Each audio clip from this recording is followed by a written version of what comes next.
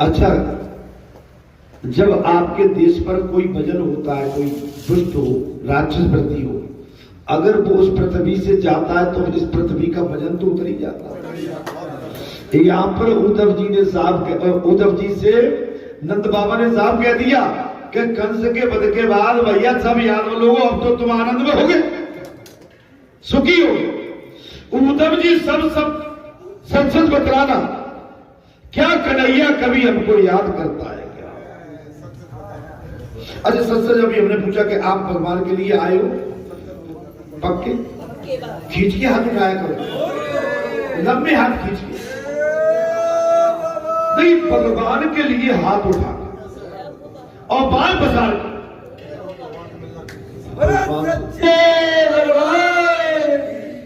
यहां पर देखेंगे आप जो महाराज नंद बाबा ने कहा उद्धव सही बताना वो हमको क्या याद करता है।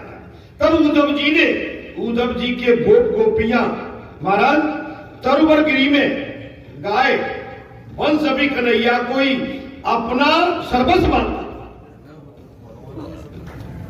माने गाय उद्धव जी से कहने लगे महाराज उद्धव जी यहाँ के सारी प्रकृति सृष्टि गोकुल की और वृंदावन की भगवान को अपना सर्वस्व मानते, क्या कन्हैया कभी हम सबको स्मरण करता है? जी बताओ याद करते हैं। एक बात है, अच्छा मित्र हो, अच्छा साथी हो, निष्कपटी हो, निश्चल निष्पापी हो, उसकी वाणी खड़ी होती है। जैसे विदुर जी की वाणी हमेशा खड़ी रहती थी। धृतराष्ट्र यही कहते थे कि तुम तो केवल पांडवों का ही पक्ष लोगे, तुम तो कड़वी बोली बोलोगे, यही कहते थे। चिकनी चिपड़ी बात नहीं करते थे विदुर जी। राजा धृतराष्ट्र को सही संदेश और सही समाचार देते, और तो धृतराष्ट्र को अच्छा नहीं लगता। इसका परिणाम देखा, सच्ची बात करने वाला ही अजय अमर होता। भगवान ने दुर्योधन के घर के मेवा त्यागे और विदुर घर जाके साग भाजी खाई।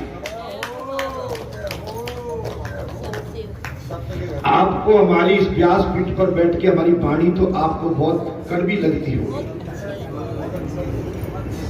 लेकिन हमारी कड़वी वाणी भी, अगर हमारी कड़वी वाणी को पी गए तो तुम्हारा अंदर का जितना बड़ा संसारी रोग है वो सब खत्म हो जाए,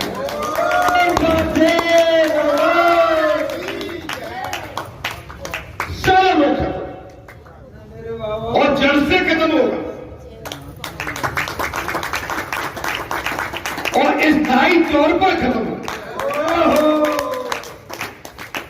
कैसे होगा? स्थायी तौर पर, सदा के। उद्धव जी कन्हैया ने कहा कि महाराज ये गिरिराज या यमुना उसी की प्रतीक्षा कर रहे हैं। उद्धव जी कन्हैया से ये कह देना, ये गोवर्धन और यमुना नदी उसी की प्रतीक्षा कर रही है। उसकी गंगी गाय तो वन में घूमती रहती है, पागलों की मच्छर काटने छोड़ चला देगा, पागल सी हो गई। भगवान के प्रेम में पागल होना आवश्यक है, लेकिन इतने पागल मत हो जाना कि कहीं और जगह जाके घुस जाओ, ठिकाने पे रहना। इसलिए मेरा आप सभी से आग्रह है, जिन्होंने हमें सब कुछ दिया, मार्गदर्शन किया, बैठना उठना सिखाया और देव पूजा भक्ति और शक्ति ये कैसे प्राप्त हो सकती है उसके आचरण हमें डाले। अगर ऐसे इंसान को, ऐसे महात्मा को और ऐसे भगवान को भूले तो फिर हमारे को नरक में भी जगह नहीं। आप बहकाने वाले, सदमार्ग से भटकाने वाले बहुत मिल जाएंगे, लेकिन सत्य मार्ग पर, सत्य के मार्ग पर ले जाने वाला एक। हमारी माता कभी कभी बहुत अच्छा, वो देखिए जो उनका अपमान करे उनके पीछे ज्यादा लगती है हमारी माता। हमारे भाई भी है जो उनका रोज अपमान करें उनके पीछे लगे रहते, जो नेक थोड़ी सी लड़नी भिड़ने वाली होगी बाकी पीछे ज्यादा लगेंगे, और गंगू जैसी गाय सीधी होगी बोले कुछ नहीं, बोले बेकार है ना, और बाकी पीछे ज्यादा लगी रहते, क्योंकि वहां में चार बातें, चार दरवाजे पे के चार बात ठोक देगी थी, वहां से डर लग तो क्या संभाले हो भाई। अरे बात समझ में आ रही, और सीधी शादी का कोई कदम आज के समय में गंगू जैसी गाय होना बाकी कोई कदम नहीं, और मरकरी हो जो सिंह खाती हो। देखो दादी कैसे नीचे को झुक गई है। अरे बाबा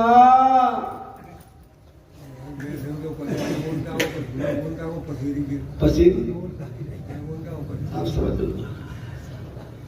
इसलिए आप अपना अपना जो आपका कद है आप अपने पास रखो ना भाई। क्यों मैं तो सीधा कह रहा हूं, हमें दूध मक्खन नहीं चाहिए, अरे हम सूखी खा लेंगे, हमें मटके का पानी नहीं, हम तो टंकी का पी लेंगे, हमें एसी कूलर में नहीं, हम तो सूखी छत पे सो लेंगे। बुरा लग रहा होगा भाई, मेरे बाबा।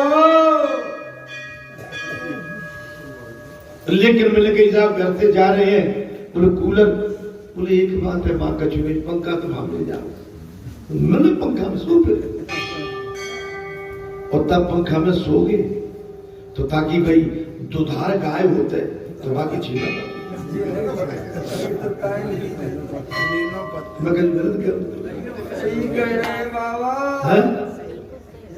भैया प्रशांत लोग बच के रहिए, आपका जो कुछ है आप अपना बचा के रखो। आज के समय में हमें तुम्हें कोई छोड़ने वाला नहीं, बलि चाहते हो तो बच के। महाराज कहां चल रहे थे? अच्छा, उद्धव जी कन्हैया ने कहा कि गिरिराज जी और जमुना जी उसकी प्रतीक्षा कर रहे, उसकी गंगी गाय तो बहुत दुबली हो गई, बगैर भगवान के कन्हैया। ये वही जमुना है जिसमें श्री कृष्ण जी ने जल कीड़ा करता था। उद्धव जी ये वही जमुना है जिसमें जल कीड़ा करता, ये वही गिरिराज जिसको उसने अपनी उंगली पर उठा लिया था।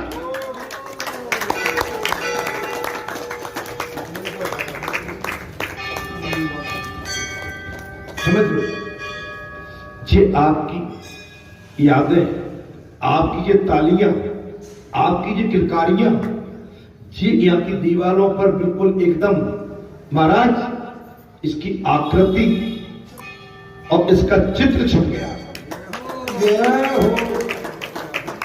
जी। अभी नहीं, ये सदियों तक याद रहेगा।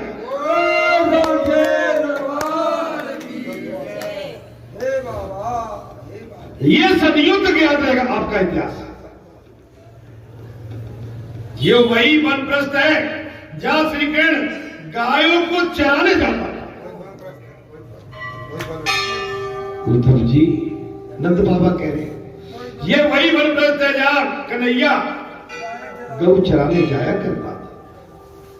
वो मैदान देखो जहां कन्हैया अपने मित्रों के साथ खेलता था।